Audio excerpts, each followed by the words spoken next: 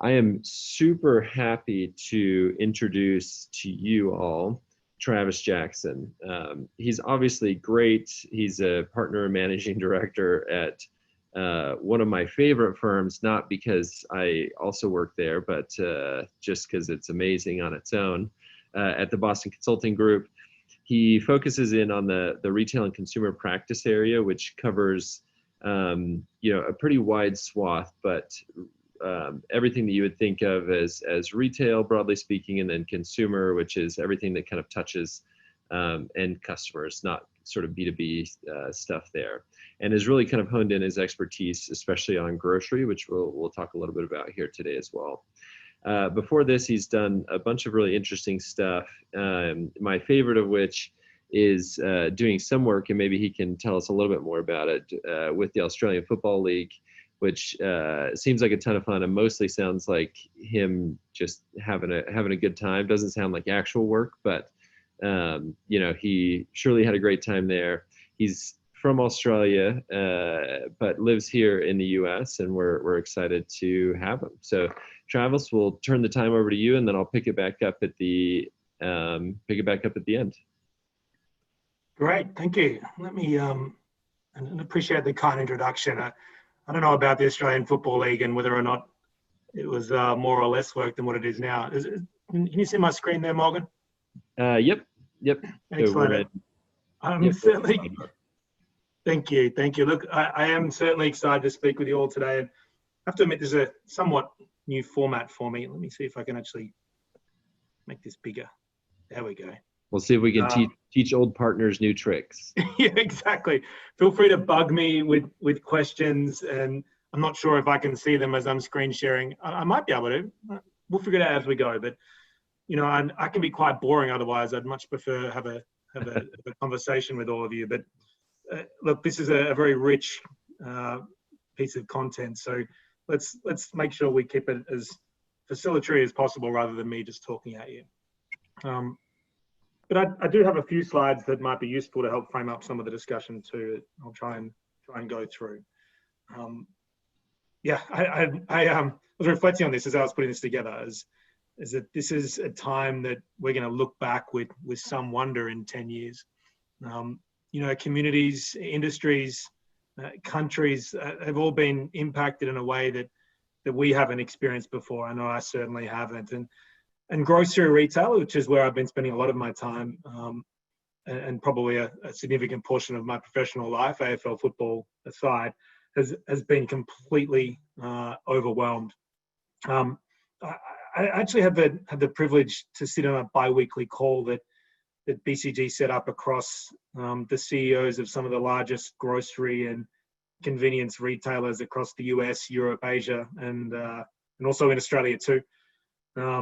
In order to, they were sharing information on how to deal with the pandemic when it first occurred, and as each week of the pandemic unfolded, we listened to stories of empty shelves. CEOs actively wondering out loud how they would protect their workers from and actually keep open. We heard about supply chains that couldn't cope with the unexpected demand, and then we heard these CEOs coming together and sharing out-of-the-box ideas on how these companies could rapidly meet the exponential growth in e-commerce. And look, we've continued to facilitate these calls. They're not every 2 weeks now, but they're once or twice a quarter. And I think I'm looking at the right-hand side of this slide, but it's been an extraordinary window into the adage of when in times of crisis, it's often the best way to discover how to do business. And look, there's so many things that we could focus on today. There's so many things, but I really wanted to focus on an area that's getting more and more airtime as retailers start to think more strategically versus tactically in responding to the crisis. And this was actually a topic on a call last Wednesday, from the CEO perspective. It's quite a large topic, and that area is range simplification, and why now more than ever before it's an ideal time for grocery retailers to simplify. So let me spend a little bit of time in diving a little deeper into some of the things that we've been observing globally in terms of retailers simplifying their offer, and I think one of the many reasons why I love working in grocery retail is that everyone can see this in front of them. And I'm sure all of you have formulated, not only from your own professional lives, but your personal lives, some of these things. So let me go through some of what we're observing. So in the initial stages, we saw SKUs being reduced up to almost 30%, particularly in categories like baby care, bakery, and meat. Oh, look, there's a Q&A. Hold on one second. How were they applied in a post-COVID? Oh, that's from you, Greg. We will absolutely get to that question. Let me get back to it. Okay. Hey, Trev, just for programming's sake, I'm happy to do the triage and the Q&A, so you can kind of just focus on the content, and I'm happy to chime in when things are there, so you don't have to bounce back and forth. That would be much appreciated. It's almost like I've employed you, Morgan. Yeah, you can pay me post fact. I'm happy for that. Very good. Look, that's some of the points of fact in here. Frito-Lay, they stopped producing approximately 20% of their lines back in March. Equally, I think once categories were simplified, production was ramped up on the essentials. So UK supermarkets, we saw and we heard on these calls were some of the leaders in driving really rapidly increased availability where it was needed most. And then I think that the other point was that larger sizes were rapidly introduced to satisfy demand more effectively and more efficiently. And you can see some of those examples here across some of the CPGs and also Tesco. Let me keep on moving through. There we go. Oh, I need to go back. There we go. And then even as that initial rush of the pandemic has settled, and some of you may have seen this already if you've got access to it, but this is just data from Nielsen, and Nielsen is seeing SKUs down approximately 7% relative to last year in the USA. So there is potential that the trend that we're seeing here is here to stay. And I guess the question that begs to be asked is, and I think Greg was asking it too, is this a continuation of a broader trend, or is this something relatively short-lived related to COVID? So I'll leave that as a rhetorical question for the time being, and we'll get back and start to think about them. Hey, Travis, we've got a question on that last slide there. We see a pretty wide range, everything from baby care down to produce, with some kind of interesting different categories across there. Do you have a sense of why baby care was rationalized much more than some, say, pet care or produce? I know alcohol, we got to keep that on the shelves, but the rest of it, why do you have a sense that some was more impacted than others? Yeah, so it's a great question. And in my sense, it was an element of commoditization and a relative need that people would switch to whatever they could get their hands on. So you think about diapers and you think about baby wipes and some of those elements, as production of those lines and those elements were put under pressure, we even saw in the US baby wipes are being substituted for toilet paper. I know Australia, there was all sorts of things being substituted for toilet paper in that time, but those types of categories probably lend themselves a little more to having a level of SKUs being reduced. That makes sense. Versus where you can differentiate your product. So from a produce or pet care perspective, look, there's probably multiple reasons, and again, this chart is going towards a longer term trend as well that we see. So, the other element is baby care, and some of those other items are probably a little easier to capture online, or some of the pure plays that supermarkets and in the traditional sense and the shelves are probably not competing as aggressively anymore. Whereas produce, even though there's some SKU reduction there, which is also needed, it's probably relatively less. You're looking for more differentiation from that perspective too. Yeah, I think that makes sense. And Stuart from the crowd brings up a good point that it could, well be out of stock issues that sustained, and so it's just harder to get baby products on the shelf. And so it makes some sense.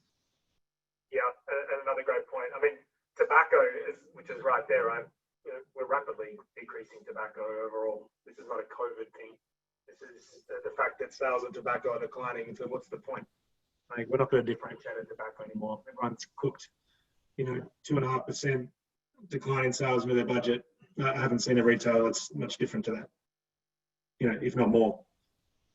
So yeah, makes sense. There's some pretty longer term stories in some of these. So I'll keep on going. There's a number of, and this is two parts. I'm going to explore first that there's a number of evolving consumer behaviours that I think have been postulated as the cause of increasing SKU simplification. And two clear ones that we've got here is a bias towards convenience. And I think, on this, given our own behaviours. So, and some that were absolutely, my town in Melbourne in Australia is in lockdown, that we are spending more time locally, and nobody wants to spend more time than they have to lurking around the grocery aisles near other people. We want familiarity, we want to find things quickly, and we want to get out of there. And that leads into a preference for convenience or familiarity reinforced that by online shopping behaviours. And so targeted research and targeted search and repeat baskets and the like. And then at the same time, consumers are shifting brands more during COVID, likely first and foremost due to availability. But in that goal, and I know that I'm certainly one of these customers, and we certainly see this in the data, but that goal of doing one large shop a week, in particular, if you look at that on a more of a micro level, I know now that I'm not fussy about what brand of canned tomatoes I'm getting any longer, so long as I can get them when I'm out shopping and I can do one trip. Yeah, makes a ton of sense. If it's on the shelf for now, let's just get it. Exactly. So it's bias towards convenience, and so and then the other is this, probably this is a little bit more secondary, but this divergence, and this is what could be causing SKU simplification, is a divergence of spending and behaviour we're seeing in the marketplace, and that could rapidly start to increase and polarize as our economies start to shift. But the two patterns there that you see, that if you simplify your SKUs on the shelf to be able to polarize your offer more, is that increased spending. And so there's lots of examples of both essential and discretionary spend spiking, with consumers indicating they intend to spend a lot more on things like health and fresh and baby in the next 6 months. And then there's also, this looming spectre of trading down. I think there was a study that said something like 20% of Australian and US consumers are trading down while shopping. And I think retailers are getting ready for this. They may be anticipating a further flight to value behavior. So I want to paint a picture that there may be some customer behaviors during this period that's been driving some of the SKU rationalization. And then the other or more obvious one, probably, and the one that I tend to see with my clients, it's a simple response to retailers under operational distress. So supply chain pressures, and look, they're simply bursting at the seams given the additional demand. So limiting exposure to anything complicated has become an absolute necessity. Store operations, stores can't keep up with stock on the shelves. So reducing complexity and increasing space for essentials on the shelf gives stores a fighting chance to keep up. And look, I really feel for stores at the moment. In addition to the increased demand, there's actually more complexity in their operations given COVID from a cleaning and sanitization perspective. So, there's an imperative to simplify at all costs for our store operators. And then this was actually one of the hottest topics that we had on this CEO call, was the expectation of volume spikes. I think this is, holiday sales fast approaching, just at the top of mind for everyone right now. And retailers are now reaching into their pockets and pulling every lever available to anticipate what I think most think will be a record holiday season. And one of the most obvious levers for this, short of literally, we have retailers leasing entire DCs to fill them at the moment. One of the worst type of models you can be forced to into doing so. But range simplification is an obvious lever to be able to anticipate volume spikes. Well, one question, Trev, on this. Anecdotally, we've seen this with some of our clients and friends. on the brand side, folks like Kimberly-Clark or Keurig Dr. Mm-hmm. Pepper, who have also they've struggled with this on the opposite side. Their margins might be down and getting stuff on the shelves is really tricky. Have you seen this kind of more generally, or is that, just anecdotes that we've experienced, or have you seen that as well more broadly from the other side of this table? Yeah, I mean, absolutely. So I think the most obvious example I can think of, Kimberly-Clark is, and Georgia Pacific and the like, is that we still see huge outages in the US of things like paper towel and toilet tissue. And it's not as if, look, demand may have increased because people are staying at home a little more. There's obviously a sanitization aspect to that as well.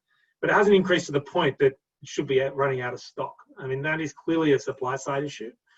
And, there's a lot been discussed around the many years of optimization of inventory and of manufacturing lines that when given an unexpected event and an unexpected surge, it's very, very hard to come back from that.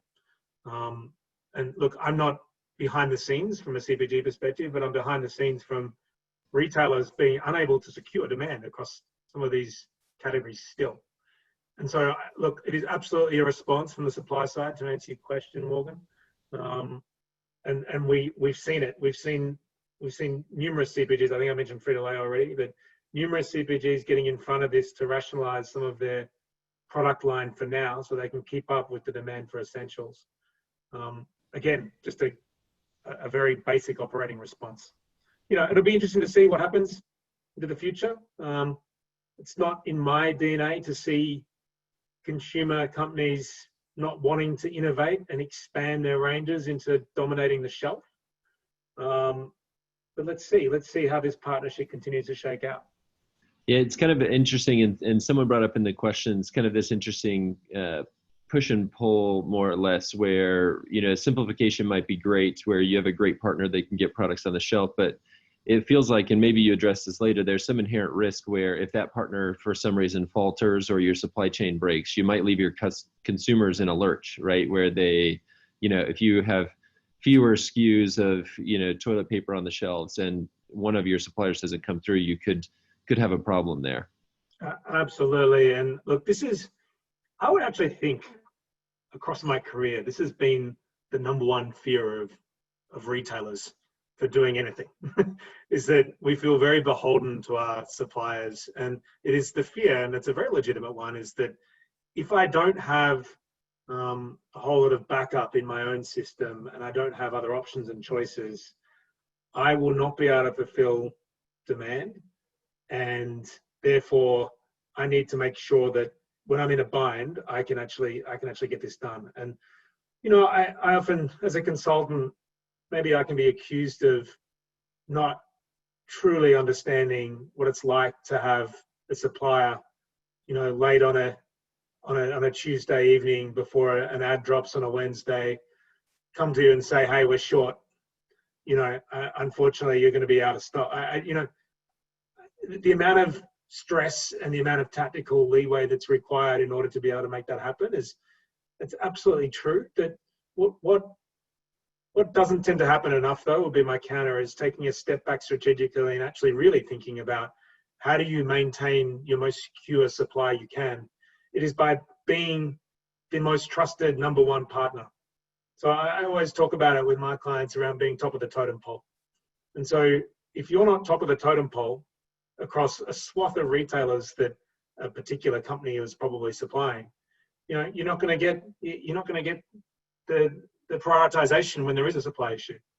And so if you can continue to play the game of juggling 15 suppliers when you could have 3, you're going to be nowhere near the top of the totem pole. And actually, we find that you'll be in more trouble from a sales risk perspective and an availability perspective than what you would with all the backup in your own systems. Yeah, it makes sense. And what if you were to kind of just generalize, because I know you've got more content to move on, what does it take to be top from your perspective on the retail side? I know the brands would say, buy early, buy often, and pay more money. But what do you think from the kind of retailer perspective? How do you get on top? Volume and space on shelf. Simple as that. That you're a priority partner of mine, and you are going to take up the majority of my space on shelf, volume, promotions, and otherwise. So I'm gonna prioritize you. Yeah. Takes on different. That's a very polarized. You could take that. Don't take it too literally, but incremental elements of prioritization matters. No matter how big you are, as well. No matter how big you are, it's competition on your shelf from the status quo. You're not competing against another retailer for a totem pole perspective necessarily. Yeah, makes sense. Super simple, but always easy to overlook. Yeah. And look, I do something I'm going to address a little bit, and I do put this on. We have a look at this later, but I do want to make sure I keep the questions coming on that point, because it is, whenever we do this program, and I'm sort of reaching the point of where I will talk about this program a little more, but whenever we embark upon simplifying an offer, it's the first thing that a buyer will say to me is, "Nah, I'm gonna lose sales. I'm gonna lose sales. I'm not going to do it." Anyway, I will get into that. What I do want to quickly explore first, and just what I really want to just make sure is very clear in this, is that the question of what the customer behaviors and operational costs of variety that I've described from a COVID perspective, weren't they already there all along? Are we just seeing an amplification of what's a glaring issue that grocery retailers have really needed to grapple with? And so this slide, let me cast a bit of a narrative with this slide, is that range complexity has always been an issue for customers. It's not just because it's not because of COVID that I'm happy to switch anymore. It's too much choice has always been an issue, and it results in decision paralysis. There's a lot of studies on this. My favorite study is watching my wife in a US cereal aisle. It's extraordinary the amount of time that she'll go up and down and have a look, and quite often lead to not actually purchasing anything. It often puts the customer off altogether. I'm sure you've done it, but try, if that takes some time, imagine me with my 5-year-old kid. We could spend years in that damn aisle. Exactly. Look, and there's preferences, different categories. Again, I'm talking in generalizations here. Different categories require more choice than others. But in general, there is a curve that looks just like this, of relative to the number of choices, a positive emotion to being faced with those choices tends to decrease over time. And we see that in shopping behavior of individuals. The second point, which we've talked a lot about, is that range complexity absolutely drives out of stocks. And look, out of stocks, it's a very complex retail problem, but over-skewed categories is always something that we see that is driving issues in availability and a loss of sales because of it. CPGs, we talked a bit about, and I put in here sitting control to CPGs, is that we see this a lot in a lot of retailers over time, is that CPGs tend to drive range complexity to suit their needs. And look, CPGs have long incentivized retailers with slotting fees for more items. And, from our perspective, it's a poison chalice and a dangerous pathway to go down. I'm not going to dwell on it here. It requires a whole nother webinar, Morgan, but it is certainly something that we've seen CPGs extend their power over retailers for a long time from that perspective. And look, maybe I'll lie here. I do touch on it a bit further on this next one. I just talked about it, the totem pole. The more variety that you have on finite shelf space, the more retailers will diminish their own purchasing power. There's no ability to consolidate it into a winner. So again, you see control to CPGs, you're happy to take the slotting fees, get lots of variety on your shelf, which leads to lots of other issues. And namely this one, this loss of purchasing power, it's a doom loop, and it's a cycle that you get yourself in. Store operations we've covered, and obviously they're amplified in COVID, but what I will say is that it was already there. And it's a huge conversation here in the US, rising minimum wages. I think for the last 3 years, it's been, the number 2 or 3 issue that I always hear from retailers. It's what am I going to do about when minimum wage comes through? So, complication, and from a store ops perspective, it's already been a large concern and a driver. And then again, I've touched on supply chains, but it hasn't just been during COVID. I think I'm employed, and so many of my colleagues are employed because of this. It's amazing how often we are brought in to review a long-term network supply chain or network plan. to understand what is driving a high working capital. And again, it's almost a rally cry by now for this call. It's so often driven by SKU complexity and having too many SKUs. I might skip over this, Morgan, if that's all right. But this is just simply targets are just a really great example, and that they've been simplifying all along. COVID amplified the need, but targets a really great case study. And so in a company that is doing extraordinarily well now, I know we look at it from a TSR perspective, they are in the top quintile of performers at the moment in a relative peer set. And their journey, a lot of it's been underpinned, simplifying their range and simplifying how they've been presenting that to the customer. So that, a very strong pathway, and something that we've certainly admired from afar. So the last couple of slides before I maybe open up into a few more questions, and I guess what I'm really want to do is engage in the type of program that we run. And I'm not running an advertisement, but I did want to give you some perspectives on how simplified offer, when done correctly and when done carefully, can run. So, these are the 4 key areas, and we've talked about some of the issues, but the key buckets for retailers, and the value for engaging in some sort of simplified offer program are these 4. So first and foremost, and I think this is really important, and it's really important to underscore and underline, this is about the customer. It should always be about a better customer experience with aisles essentially that are easier to shop, better availability for what the customer wants, and over time, a really positive impact to top line sales. So number 1 is that this is a sales program. It is not all about driving efficiencies. It needs to be customer led and customer based. The second, it's about a more efficient supply chain. So less cash held in inventory, freeing up warehouse capacity, and essentially deferring the need for capital. The third clear bucket of value, and which I've touched on a little already, but a successfully implemented program always focuses on a discussion with vendors. There are clear winners and losers from simplifying on the shelf, and it becomes a clear input into your decision-making process. I'm sure there's plenty of you on the call that are engaged in these types of conversations and these types of efforts with vendors and suppliers. It's fascinating how actually running a program like this that is backed by very rigorous data and also rigorous trial, retailers can really take the power back, if you like.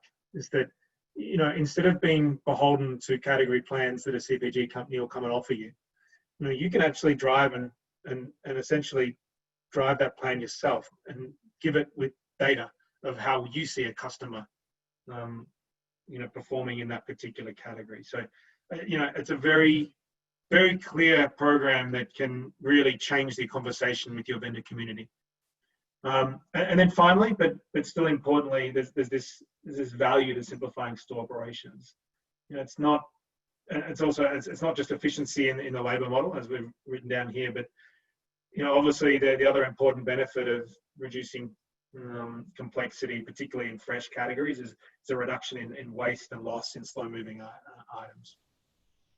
Yeah, we've seen that a ton, especially in grocery, where they're really figuring out how to get stuff on the shelves and being able to do that, but B, seeing a huge uptick in buy online, pick up in store, or I guess more common for grocery is pick up out front of the store or have it delivered to your trunk.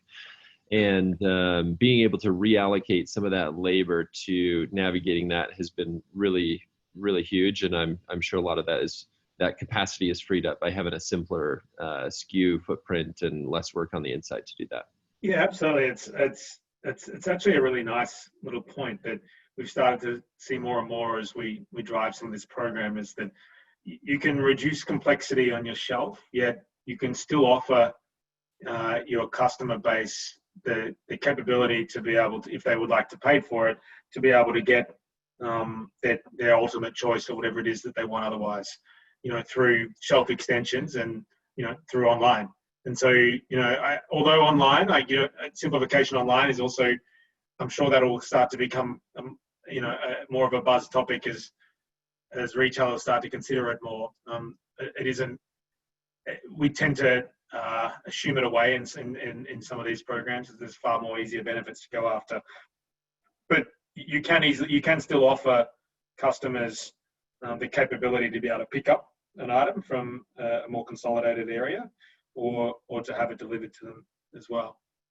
So it doesn't necessarily mean that you reduce choice overall. Love it. So I'm going to move on, and we touched on a bit of this already. And I put there, I said, number one is right up there. Is, we hear a lot of skepticism in the program, and again, that concept, if I take out items, I'm going to be removing sales, is one that we hear a lot. And I think linked to that, there's always, for some reason, I always find myself in these very tactical discussions on really loyal items, and how how loyal item X, like I put down cento anchovies on this one, but a loyal item drives a very large basket. Listen, if somebody's leaving the store over cento anchovies being out of stock, I think they deserve it. They should just leave. That's. But I'm telling you, Morgan, is that the canned fish buyer will swear black and blue that that's exactly what's happening. Yeah. And so it is a very legitimate, and I will get into this a little bit, but this is a legitimate concern and skepticism, and that's why the program needs to be done with a level of deep data and analytics and a lot of care around the customer. So yeah. I agree with you to a point. Is that probably aren't leaving because of the cento answer. But you know what? Let's understand who is. And let's actually do the research to understand, is that a valid point or not? If it is a valid point, if we do see that cento anchovies is a considerably loyal item and you're going to lose a demographic, you wouldn't touch it, even though it might be your lowest seller. So that is a very legitimate skepticism, and it's something that we do address. Sorry, Morgan, I didn't. No, I was saying, yeah, that's smart. We've had a few grocers in particular going through similar type of stuff with kind of maybe more obscure categories, and I think your point of saying, hey, let's dive in and get the data on seeing that is super helpful to get folks over that hump, so to speak. That's right. So and there's easier wins. If there's a battle on cento anchovies, but you have 53 types of tinned tuna, and we're willing to go down to 38. Let's go chase the tinned tuna. Yeah. So we always set up category matrices relative to each other. And so, if we deem that the category's got an important role, or, from a role of that particular category and what type of offer it should provide, we then go and have a look at it relative to each other. What is the dead net profit or productivity of that item from a dollar perspective, from an end-to-end, including store operations and including supply chain operations? And then you map that against the relative loyalty of that item. And so if you picture that matrix, and I didn't include the matrix in here, but if you picture that matrix, that tends to be how we prioritize where we would keep or potentially have a conversation about delisting an item. Yeah, makes perfect sense. And then, the third one here is, I'm going to lose funding from my vendors if I even consider removing items from them. And, this one, I always, the proof is always in the pudding. I'll always say is that the first element that I would always address to this level of skepticism is that there is always going to be someone else that will take the space in the shelf, or take the space from a funding perspective that someone else is vacating. So, the very simple math of it, and trust me, I've had to explain this a number of times, is that just because you delete a an item doesn't mean that if someone else purchases another item that has got the same, it's got 15 cents per case on it, and the other one's got 15 cents per case on it, you're not going to lose any funding. It's all relative to if you believe you're going to lose sales. Whereas, the more important area is that goes into your decision-making process and what items. Productivity per SKU is a factor of dead net profit, which includes gross margin and funding. So you would make the trade-off based on what are your most productive items in a sales and funding and ultimately dead net cost perspective. So it is something that is an input into the program, and you can get vendors to provide you with new inputs to say, hey, I don't think I want to be removed. I'd rather move to the right on your matrix. So can I provide some additional funding in order to secure my spot on what you need from a productivity perspective? So that's something that we're very cognizant of. And again, I'll reiterate, in our experience, you don't lose funding, you actually gain. So, typical gains of 1 to 1.5% on top of, even prior doing this program, on top of another 2 to 2.5. So, you can make significant gains from doing a program on vendor funding. That's a big move. Yeah, huge.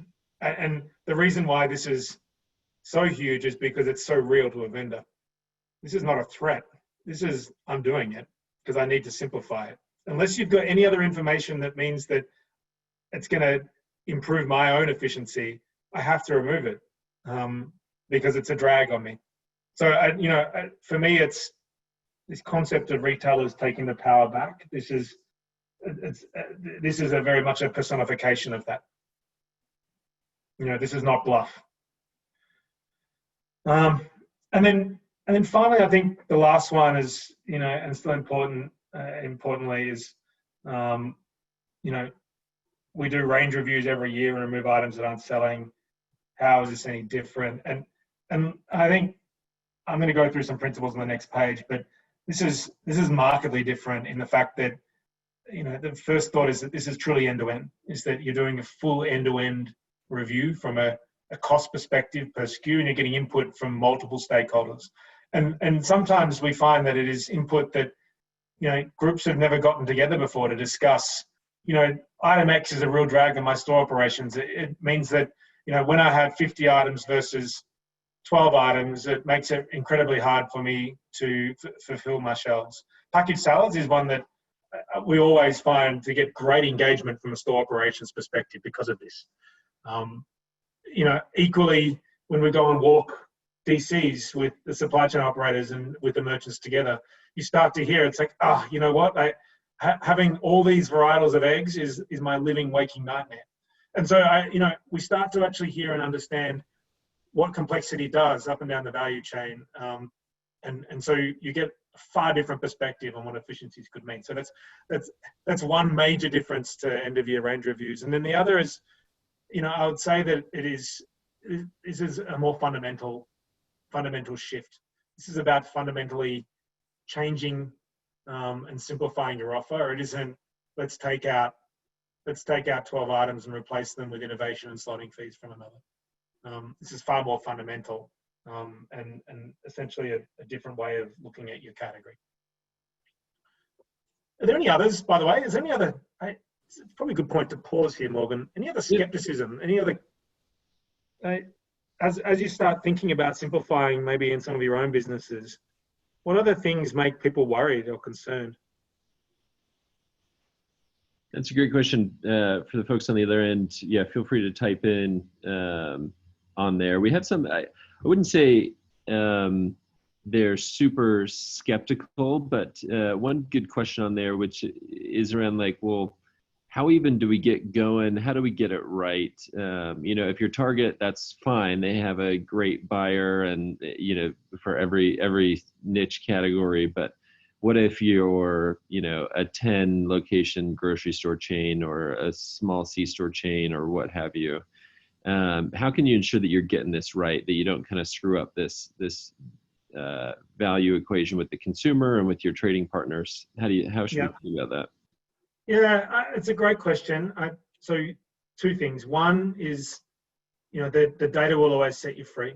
So, having a and understanding, just because you're small doesn't mean you can't have a great understanding. Maybe when you're smaller, it's actually easier to get a great understanding of, from a customer-led, data-led, objective fact base on what is actually occurring in your category. And then the second point, and Morgan, this is probably why you love me, but try it out.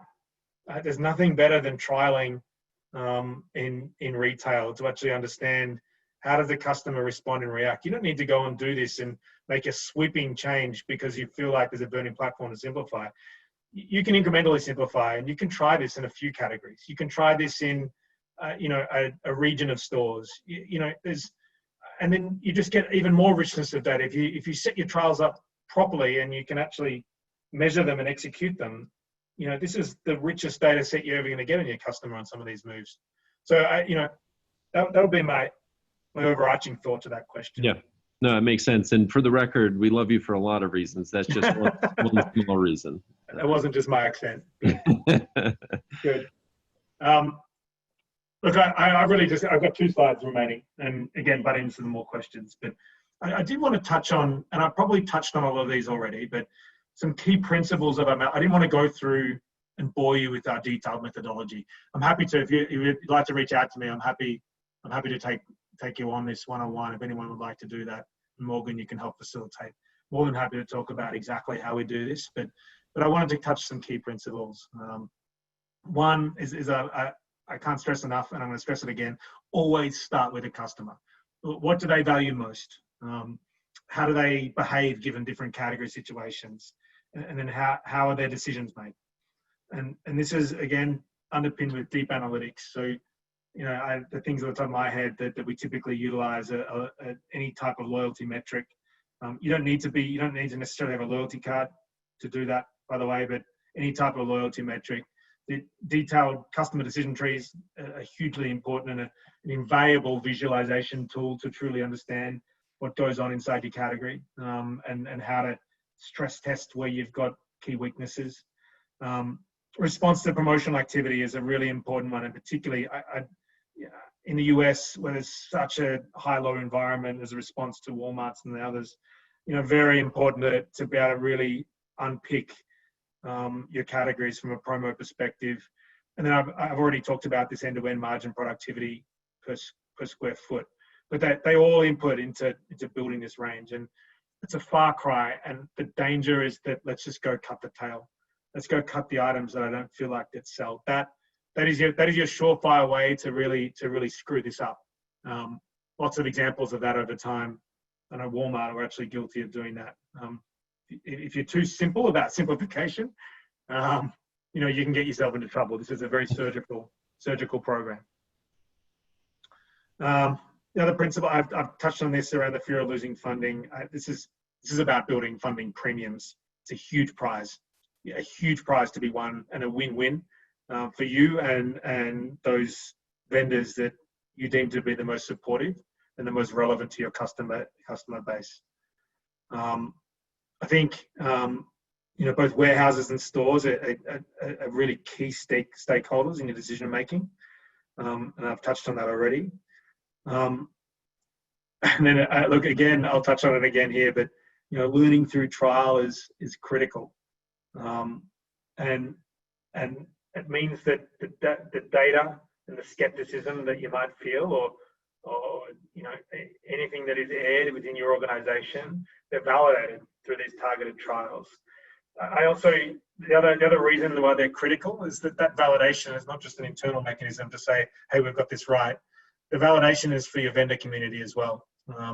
So being able to take data to your vendor to say, I've actually increased my sales when I don't have you on the shelf, is a very, very powerful discussion to have. And then lastly, I think stores and having stores engaged in this process and sharing the learnings, given that they're involved very heavily in a trial program, and then you are relying on them so heavily for flawless execution to ensure that your customers are not affected by the moves that you make. And this really fosters this level of cohesiveness that this program brings. And so you start getting this real end-to-end view of what your customer offer is. It's not about the merchant team requiring others to do what they need to do to get it on the shelf. It is about a cohesive up and down the value chain viewpoint. And, I think it can really change the ways of working for organizations too. Yeah, makes a ton of sense. And then just the last thing I'll finish up on and then take some questions is I just wanted to give you a bit of a taste on what we typically see. So this is some trial results from a recent client that we capped off it was circa 9 months. It was about 8-month program. And this was prior to COVID, where we simplified the range across 50 key categories. And we simplified them by, on average, around 25%. You can see there on the right-hand side that we actually saw an increase in sales. And it wasn't just sales dollars, this was an increase in units. We saw, a 2.7%, almost 3% increase in GP dollars. And I just want to make that very clear, is that's unnegotiated. So that we didn't run the negotiations with the vendors to trial. This was just an increase in understanding what are your most productive items. We saw out of stocks, we saw the needle start to move. This by no means was what you would typically see from doing this overall, but we saw the needle moving on out of stocks, which was really good. Approximately 7% of inventory was reduced right up and down their value chain.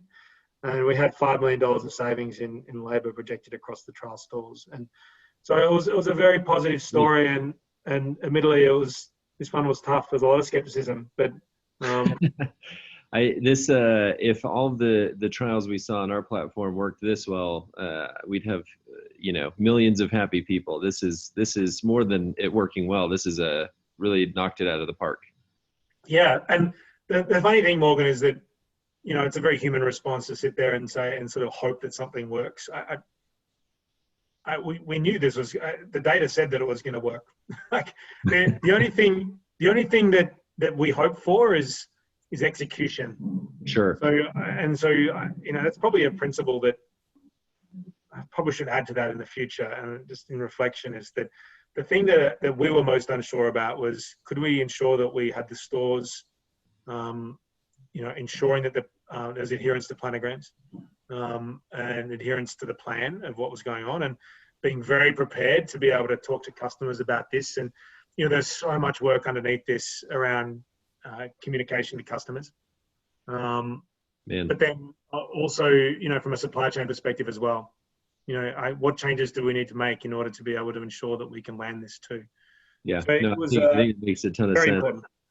Yep, makes sense. And this is super impressive. And you can see why somebody on the outset skeptical. They have, someone internal, or they have these fancy BCG consultants saying like, hey, no, we're going to cut some SKUs, a ton of SKUs actually, while driving units and better margin. And we're going to save money on labor and, all this great stuff. But really, really powerful to see it all kind of come together and thread that needle where all of these different benefits kind of self-reinforce and reinforce their neighboring benefits. And this is, like gold standard. And I think what can happen when you get this right.